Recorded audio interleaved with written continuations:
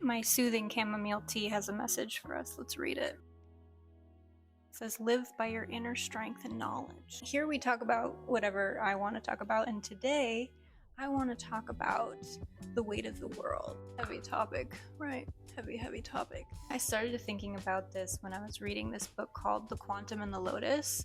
It's a book written by a Buddhist monk turned quantum physicist and a quantum physicist turned Buddhist monk. Like, they switch places kind of, and they co-wrote this book together that was really fascinating. It talked about like how I realized I needed to decrown and have more hands to decrown than I had before. So the book, the part of it that really stood out to me was this conversation about the universe and about consciousness and matter. In Buddhism, they talk about like dependent origination. Everything is connected and dependent on other things. Like, nothing can arise from nothing. Everything arises from everything. That's how the universe works. And in quantum physics, they call that the participatory principle, or, you know, that's what Wheeler calls it, at least, in his theory of the participatory principle, in which matter and consciousness are not separate. In fact, they might even be co-creating one another. Okay, now I feel like a princess. So the participatory principle from Wheeler also kind of talks about this, that matter and consciousness have a very interrelated relationship. It's a very co-creative universe. Particles behave differently when they're observed, and thus we can kind of posit that consciousness and matter are interplaying in a way that we don't really quite fully comprehend yet. But I like to think that matter and consciousness are co-creating each other. Wild theory. Yes. Yeah, it's all one thing and it's all interdependent and interconnected, and that's pretty cool. Anyway, good book. But why this is related to this topic is that we are all one thing. The universe, the unified diversity, we're one thing. There was that big explosion, and we're all that expansion happening, especially so on Earth. If you think of this biosphere, like billions of years of evolutionary development to create this global ecosystem that is so balanced and is so life-affirming and bountiful and regenerative, and it's so cool the way Earth just does this whole life thing so beautifully and harmoniously. And then humans happened. The cool thing about humans is that, again, we have this consciousness to be able to be aware of ourselves and to contemplate reality and things like that. But there's always a price for everything. So we also have to be experiencing the universe from this kind of self-aware perspective, this illusion of individuation from reality, because we've evolved to use our conscious awareness to observe, imagine, manipulate, invent in order to change reality around us to basically serve our individual or collective needs.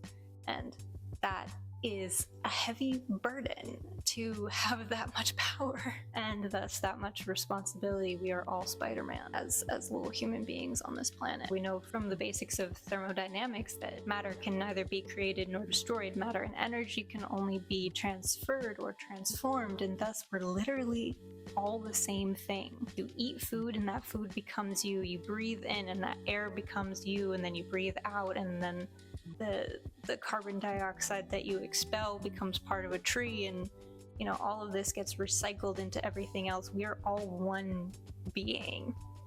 And I also have this other weird theory that I think about, of all of the matter and energy that goes into our bodies and becomes us starts to think that it is us, and then when it leaves our body it is no longer us, but we're different materially, but our consciousness is what stays the same. I don't know, that's so cool. I just think we're interbeing and interbecoming in this huge system, and it's so cool and miraculous, and it's like, whoa, you know? Yeah, human beings. Human beings are such an amazing intertwining of matter and consciousness. Not to be anthropocentric, not that I couldn't be anthropocentric, but they're like a culmination of this dance between consciousness and matter.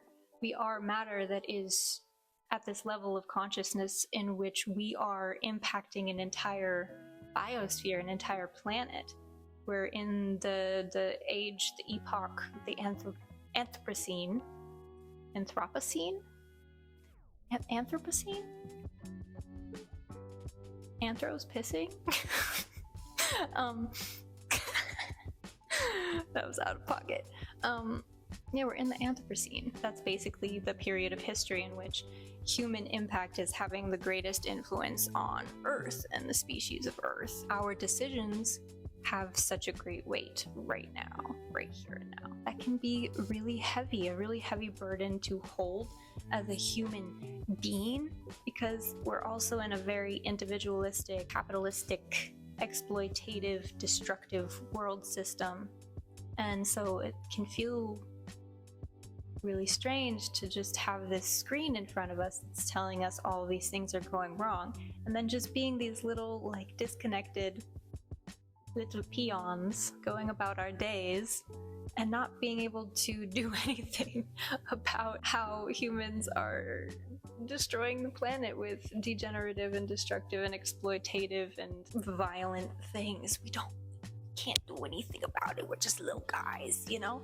And so being activists and being scientists and putting in that work and that research to make differences, doing outreach, doing personal healing, doing, you know, interpersonal healing, community work, political work, all that kind of stuff. It takes a lot of fortitude. Yeah, human consciousness is like a double-edged knife. I think if we can evolve spiritually from, and, you know, psychologically from a state of being egocentric, which is what we're designed evolutionarily to be, is to focus on ourselves and what we want and what we need, and usually try to meet those needs and wants and desires at the expense of everything and everyone around us, because we don't it's not clocking to us that we are one with everything. So we act like we're not. We don't understand that the consequences that we have on everything else actually impedes our own well-being, because we're all connected. If we burn down a rainforest for I don't know what reason, if we like clear cut it for paper, and then that creates desertification, drought, and puts a hole in the ozone layer and stuff like that, then what are we doing here? You know, we have more paper, we have more money, but then we have overall less well-being, and that impacts everyone, including our little bean self.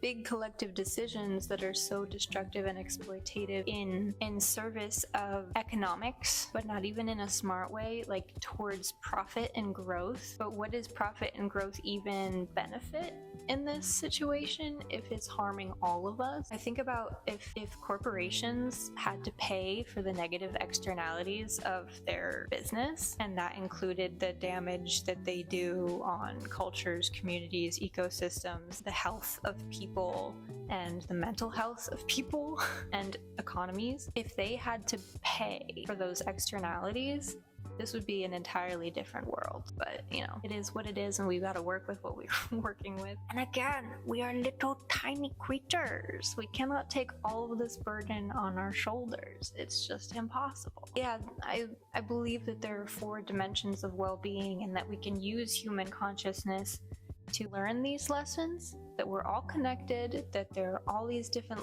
levels that contribute to our well-being, and our well-being is not individual. It's interconnected and interdependent with the well-being of everything else and everyone else.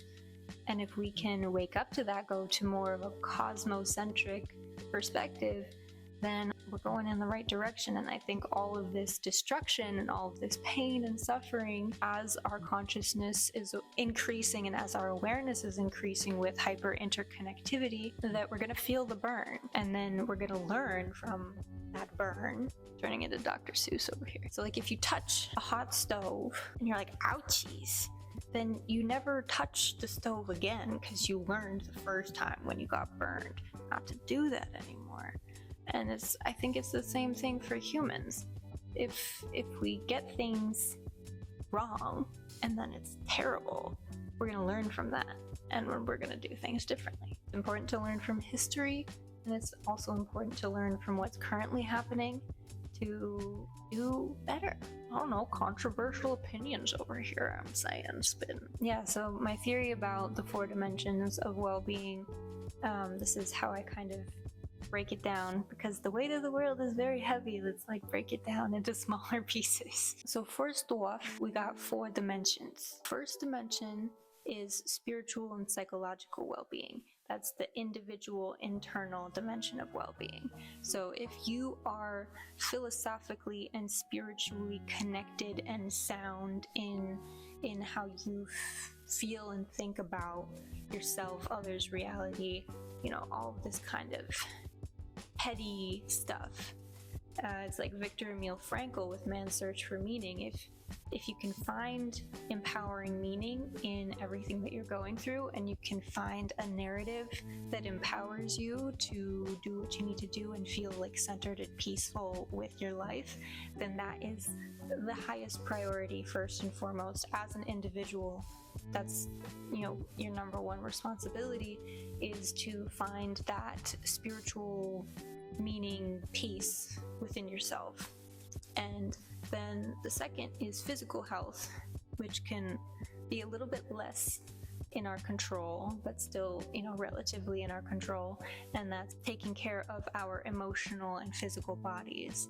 Like any decisions that we have the power to make about how we feel physically, if we're drinking enough water, if we're getting the food we need. And again, this is dependent on a lot of other factors that we can't control. Sometimes we have medical issues, sometimes there are systemic issues, so we're not getting what we need. As much control as you have, as much privilege as you have in the physical health department, it's good to take care of yourself in that way as much as you can. That's the second part. And it's also emotional, so like somatic experiencing, doing emotional work in the body with you know, the central nervous system, trauma healing in the body, and regulating your nervous system, being able to handle emotions and work through trauma that's stored in the body. That's also really important, because you can have mentally and logically, you can get to a place of peace and harmony, but if you don't feel it in your body, you can still get hijacked by emotions, all that kind of stuff. So there's 2 levels to that, and that's the individual internal and the individual external, the spiritual, psychological, and physical. And then there is the internal collective dimension, which is cultural and relational health. So your relationships, culture, shared beliefs that we have about people, ourselves, planet, blah, blah, blah, blah, blah, each other. This is really important, how we connect to each other, how we relate to each other, how we communicate. And, you know, we have even less control in this department. It's collective, but we can do our part, so we can focus on improving how we communicate, improving how we relate to other people, how we can hold space and hold peace in situations, how we can protect ourselves and stand up for ourselves and speak up for what's right in cultural situations and relational situations. That's important too. So that's the collective internal, and then this is the collective external, which is the environment and our systems. So systemic and environmental well-being. So we do not live outside of systems. Systems is everything. When I said that everything is interconnected and interdependent, everything is in cycles, in systems, interconnected and interdependent. So that means that, you know, each part is impacting the whole, and we're all part of the whole. We need to take care of the environment, we need to take care of our ecosystems, we need to do business and agriculture and all of our individual things and collective things. We need to design our systems to support ecosystems and to support people, support animals, support the planet.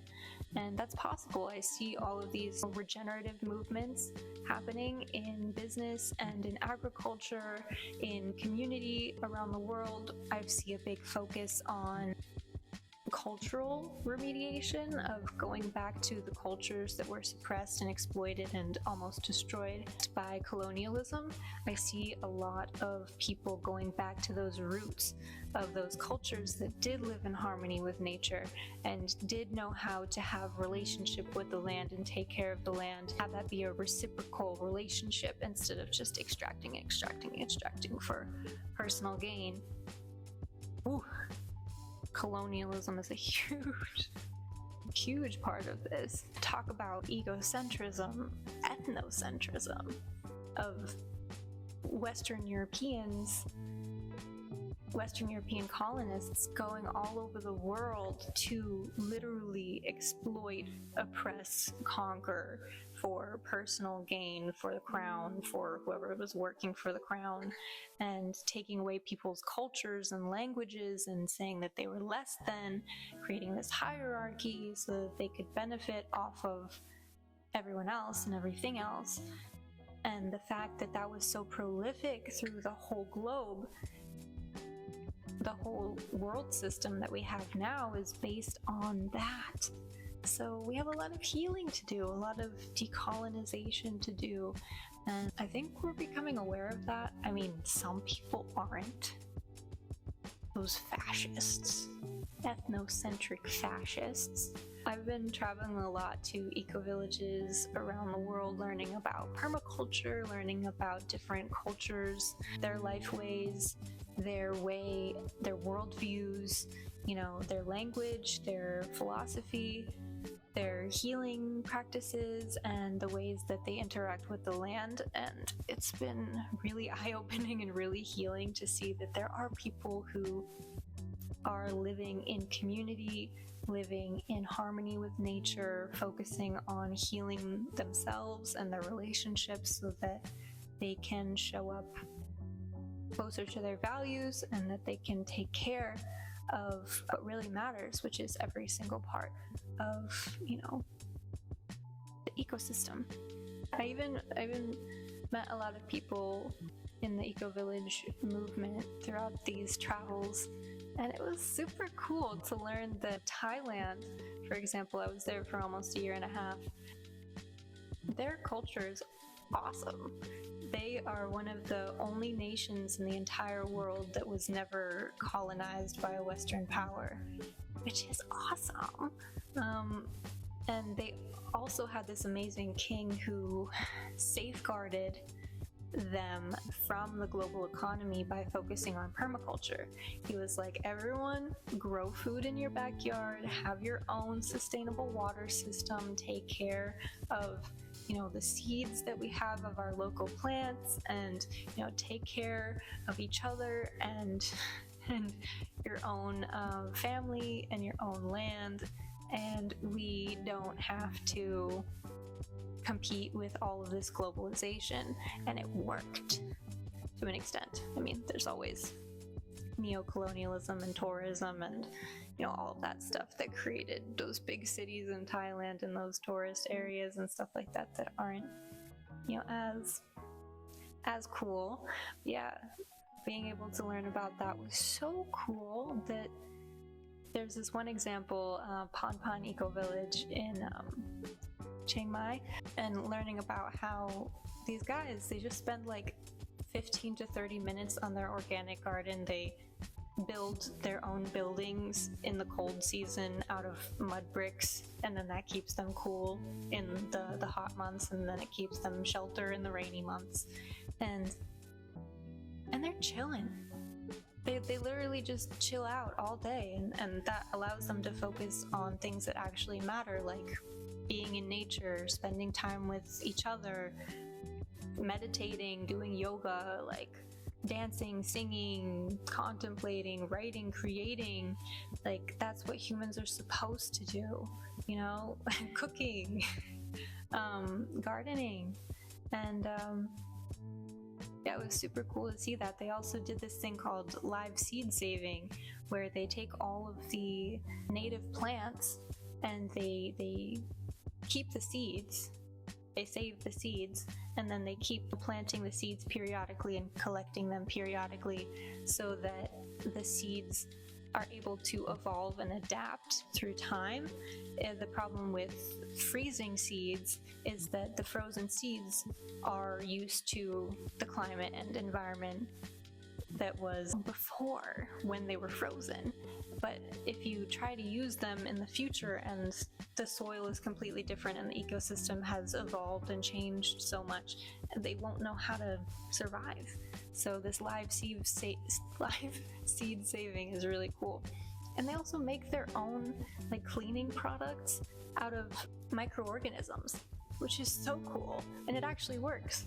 It cleans surfaces, it purifies things, sanitizes things, makes things clean and smell better and stuff like that. And I was like, whoa, you can literally make anything out of nature and natural products and stuff like that. So really cool.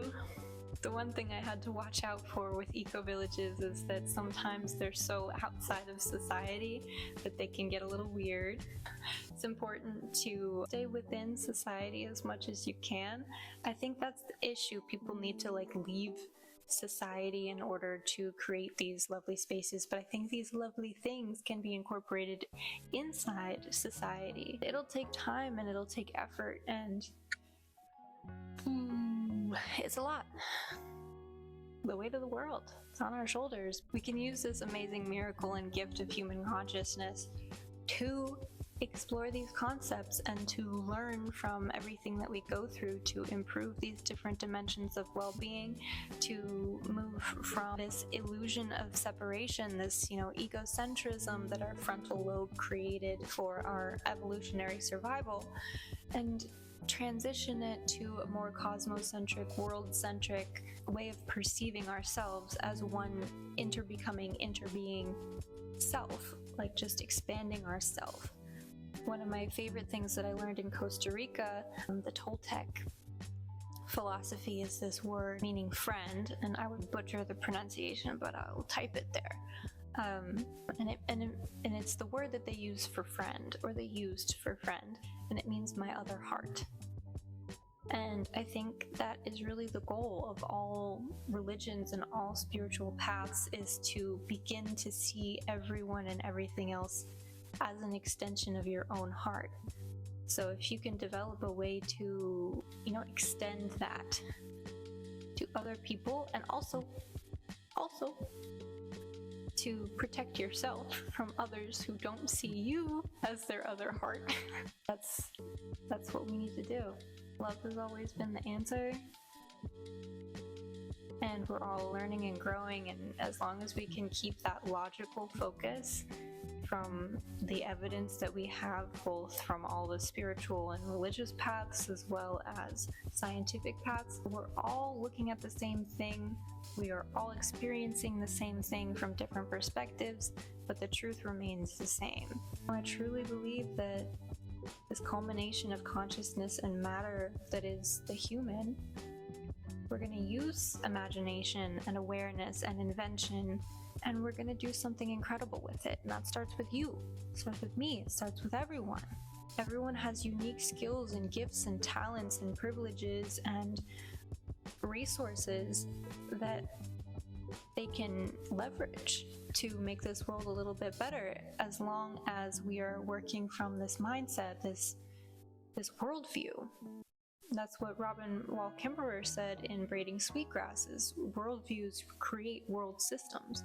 So if we can, first remember the spiritual and psychological aspect of well-being is being able to develop our own internal sense of awareness and meaning, to be able to contemplate things clearly and logically, and then take that into those other dimensions however we can.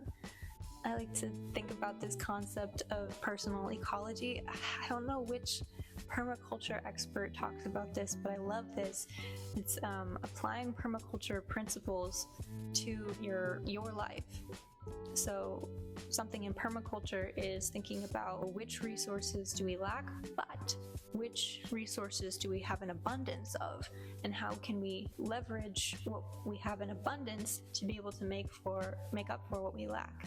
So even if you do have restrictions and limitations from the systems that you have or the circumstances that you've been dealt with in life, how can you leverage what you do have to be able to make up for that, or to make a positive difference for yourself and others and your circle of influence? Yes. So the weight of the world is heavy. It's heavy. But there's 8 billion of us, and we're smart little creatures. You know, we have frontal lobes. We can think about things. We can transcend reality and imagine new realities, and then manipulate material reality to reflect what we imagine. Like, that's crazy.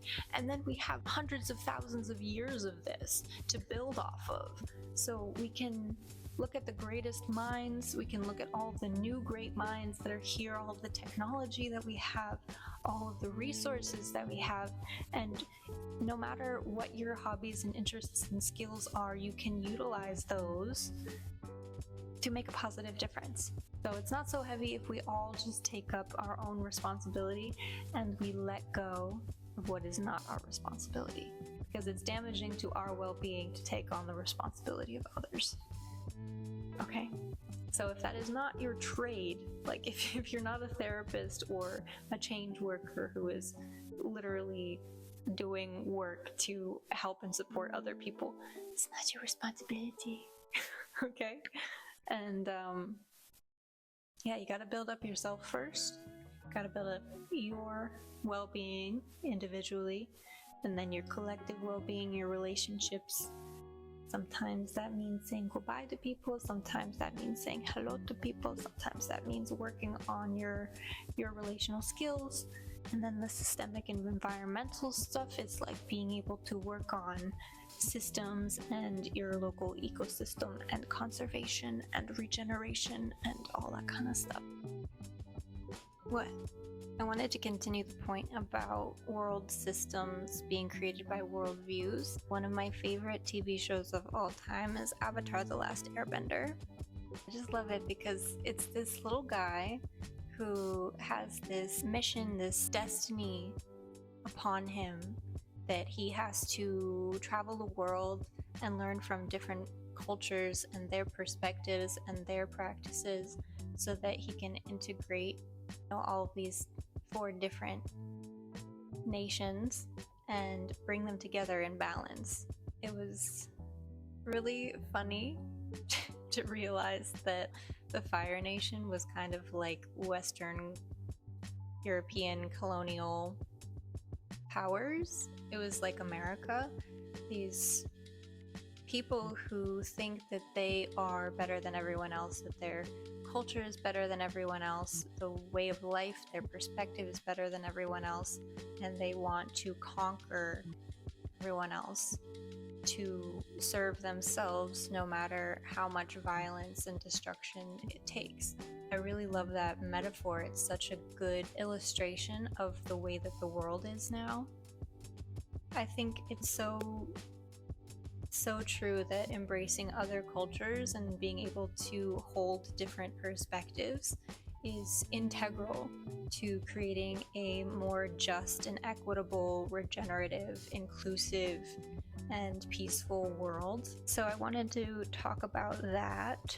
Privilege can make us blind to the ways in which our systems are destructive, degenerative, and exploitative. If we benefit from a system, a cultural or economic system, if we are the designated person who's at the top of the hierarchy or the pyramid that's been created to oppress and exploit everyone else for the personal or collective gain of the top of that pyramid, then when you're at the top or near the top, you can be more easily blinded and numb and disconnected to the truth of the reality and impoverishment and just destabilization and destruction that's happening to everything else and everyone else. And it's uncomfortable to examine.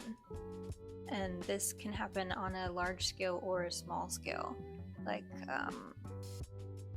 there is an Igbo proverb where they say, the fish is the last to discover the water. And what they mean by that is that people are less likely to notice what has always been there, what has always been a part of their mental construction of reality, every part of their experiences so far. It's hard for them to look at it clearly because it seems like a constant or something that can't be questioned. And that's what it's like to be stuck in a very specific cultural bubble. And if it's like a privileged cultural bubble, or if you're in a cultural bubble where it's a very small community far away from everything else and there's not a lot of other perspectives happening there and other perspectives aren't really welcome, then it is much harder to discover the water or to examine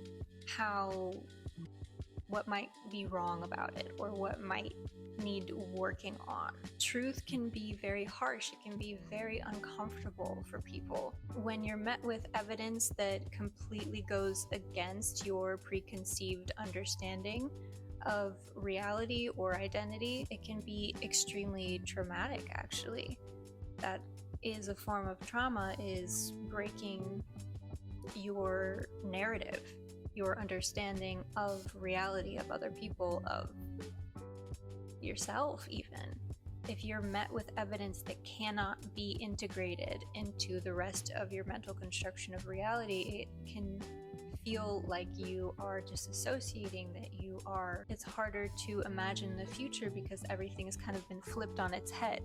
All of these constants that you used to be able to depend on are now completely different, and you have to remodel. It's like a wound in your psyche and in your body as well, because that can feel really scary to have to rebuild your understanding of reality so deeply. So people often prefer to deny reality or to avoid the truth, to avoid the discomfort, and to stay in this privileged zone of not having to face things that are not exactly how they want them to be. There's cognitive dissonance, there is cognitive bias, where we try to seek evidence that affirms what we already believe, and sometimes that's all we can see. And if we are met with evidence of the contrary, it is something that we just do not want to look at or to face or to handle at all. We would rather just, villainize whoever or whatever brought that to your attention, and you want to invalidate it and you want to dismiss it. And that's a totally normal reaction. I used to be very upset about this because at one point I was very hurt when I brought up problems within a community and everyone was so entrenched in the culture that they preferred to deny and invalidate and villainize me and my experience and my feelings in order to avoid the discomfort of actually having to face the, in this case, inappropriate behavior and structural issues that weren't conducive to well-being and that were actively harming me. And it was very devastating for me. I felt kind of like an outsider. I felt very unsupported. I felt even crazy because everyone around me had a different perspective and I felt scared of bringing up my perspective. At one point I thought I was crazy and evil because they were like, I don't see that. Well, yeah, that happened, but it's not that bad. And you have trauma, so you're making it a big deal when it's not really a big deal. And eventually I was disregarded, treated poorly, accused of being attacking and abusive and manipulative just because I was trying to get support for behavior in a situation that I was uncomfortable with, and nobody would help me because nobody wanted to face the discomfort of actually addressing it. And so I took all of the burden on my own shoulders, and I'm partially responsible for this in my fawning response from PTSD. I tend to take responsibility for things that aren't mine. So if I am uncomfortable by something that somebody else did, I will see it as a personal fault of mine that I am not kind enough, or I'm not compassionate or understanding enough to be able to be comfortable with something that somebody did that made me really uncomfortable. And I was in an environment at the time where everyone around me was saying the same thing. They were doubling down on that. They were like, that's fine. That behavior is fine. You're being hurtful by saying that it makes you uncomfortable. That's so dismissive and invalidating and gaslighting. That was just a pattern of what was happening in that environment, and it was so unsafe and so unhealthy. And the more and more I was physically and mentally and emotionally harmed by that environment and that situation, the more I blamed myself. The more I felt sick, the more I was withdrawing into myself, the more I felt social anxiety, the more I felt like I was going insane, the more that I felt like I couldn't trust anyone around me or talk to anyone around me, the more that I felt like I was broken and worthless and alone and trapped, because they said that it's running away to take time and space for myself. And I even experienced betrayal and abandonment when I did take time for myself in an environment where I felt more safe and more supported. So it was very, very traumatic experience for me. But now I understand that nobody really intentionally did that to me. Their actions were still wrong, but I don't think that they were intentionally done. They were just trying to avoid the discomfort and the conflict at all costs, to say either, no, that didn't happen, or it wasn't that bad, or it's your fault, instead of facing the uncomfortable truth of, like, yes, we should examine these things to have more safe and healthy environments and behavior, and so that people feel more comfortable and more healthy and better in this community. So that's my personal experience of it. The world is big and messy, and it's gone through so much, and we have created a world system that's really hard to live in. So if you ever feel like you are going through a hard time, spiritually, mentally, physically, emotionally, interpersonally, socially, and with your systems and structures around you, it is not your fault, okay? We are living in a really hard time, and we have been for a long time. And all of this, like, fascism, greed, and corruption, and these degenerative world systems, they thrive off of us being burnt out and hopeless. So the most important thing is nourishing ourselves and doing everything we can to support our nervous systems, to support our spiritual and psychological states, to learn how we can nourish ourselves in every dimension so that we have the energy and capacity to handle larger issues, interpersonal issues, community issues, larger systemic issues. We have to start small. We have to start where we're passionate, where our skills are, where our energy and capacity can be built to, and then we can handle the bigger stuff. And you are not alone. There's 8 billion of us, and we are a team, and we are going to work on all of this together. So don't worry about any of that, okay? We start where we need to start, and if that's you taking care of yourself first, please do. Rest is resistance. Play is resistance. Connection is resistance. I'm thinking about all of these metaphors that are consistent with this type of perspective expanding that I'm talking about. It's so important to have as many perspectives as you can, and it's also really hard to face the truth. It's very uncomfortable, but it's always gonna help, because if there's something hidden, ashamed, pushed into the darkness, we can't do anything with it. It's just gonna get worse and worse and worse. We need to bring things to the light. We need to talk about things that are negative. We need to be able to shine a light on those things and address them and work on them if we're going to have a beautiful world. I love the Lord of the Rings. The Fellowship of the Ring is obviously the best one. And I love the process of Frodo going from this privilege and this blissful ignorance of living in his idyllic shire to realizing that there's this huge battle between good and evil going on in the world, and that he is responsible for that. That he is thrust into this destiny of being a part of this fight for good. And he goes through hell to fight for this world. So it's not always easy, it's not always comfortable, but it's what we have to do. And we can all do it, and we're all doing it together, and I believe in us. The privilege blindness reminds me of The Matrix.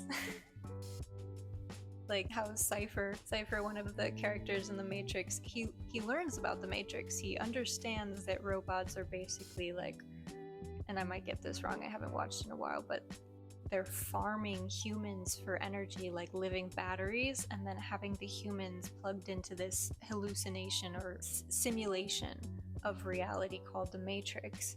And Cypher knows that the Matrix is harmful and bad, but all he wants to do is have a nice cut of steak and enjoy the steak. And he's like, the steak isn't real, but it's yummy and delicious and it's a good experience, so I don't care that all of this harm is going on. I don't want to address the truth because I'm enjoying my steak. And that's another level to it of like, sometimes people are aware and they still prefer to enjoy their privilege rather than address the issues. And I don't like the concept that there are people that are not harmed by harmful world systems, because even if you are the most privileged person in a world system, like white, male, cisgender, non-disabled, neurotypical, straight, even if you're that person who can reach the top of this, like you're a sociopath, so you're really good at capitalism, you still suffer. Everyone suffers because we're all connected. Like I was saying, like no one person or demographic is immune to the type of damage that is occurring. And when we create these hierarchical or pyramid-shaped world systems that benefit the few at the expense of the many is also you. So you're hurting yourself. I think we're slowly but surely understanding this. And what The Matrix is based off of is Plato's allegory of the cave. It's a story about a bunch of prisoners who are in a cave and they're looking at shadows being cast at a wall, and all they've ever known is being trapped down here and watching these shadows. So it's their whole world, it's their whole life to be able to understand the meanings of the shadows and all of that kind of stuff. But they've never even seen a fire. They don't comprehend that there are things that are casting the shadows. They know nothing about it. One of the prisoners gets released somehow, and he travels his way, stumbles his way out of the cave and into the light and into the real world. And he is blinded and shocked, and his whole world is turned upside down. He can't even comprehend what he's seeing. It's like overwhelming. But slowly he starts to adjust to the truth. He starts to adjust to this world outside. He feels the sunlight on his skin. He feels the breeze. He hears the birds. He feels the grass, and he sees the plants and animals and the water flowing. And suddenly he's like feeling so bad for these prisoners who have no idea that all of this is out there. So he rushes back down into the cave to release the prisoners, and he tries to explain about the world outside. And the prisoners think he's insane. And they think he's stupid because he doesn't understand the shadows. He doesn't see the meaning in the shadows. He doesn't see the importance of the shadows. He's like, that's nothing compared to what's out there. Like, what? And the prisoners and his perspectives of the world are so different that they can't understand each other. They can't even really communicate with each other. They're just on such different levels of understanding. And so eventually they just call him crazy and kill him. Or exile him. I don't know which way It's been a while since I read it, so I don't know which way it ends up going, but that's what all conflict is based off of, in my opinion, is that we are all, there's this metaphor that I learned from Buddhism of like, we're all climbing the same mountain towards the truth, and we're all seeing different perspectives. Like when one person looks behind them, they see the ocean. When one person looks behind them, they see the desert. When one person looks behind them, they see the forest. And when one person looks behind them, they see a city. They're all right. They're all correct. They're just on different sides of the mountain. They're just seeing the world from different perspectives. Nobody is 100% accurate. Nobody is 100% wrong. Everybody has insight from different perspectives, and it's all valuable. That's why we have this whole thing of thesis, antithesis, and synthesis. You posit a theory, and then you think about the opposite of that theory, and then in combining the theory and the opposite of the theory, you come up with a closer version of the truth by comparing those two opposite belief systems.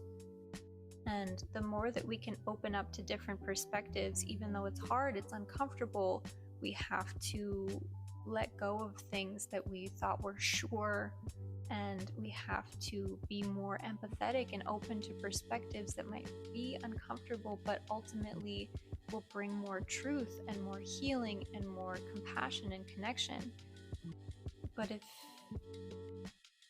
like in my case, if the other people are so against being able to empathize with your perspective to the point where they will deny and gaslight and invalidate you, no.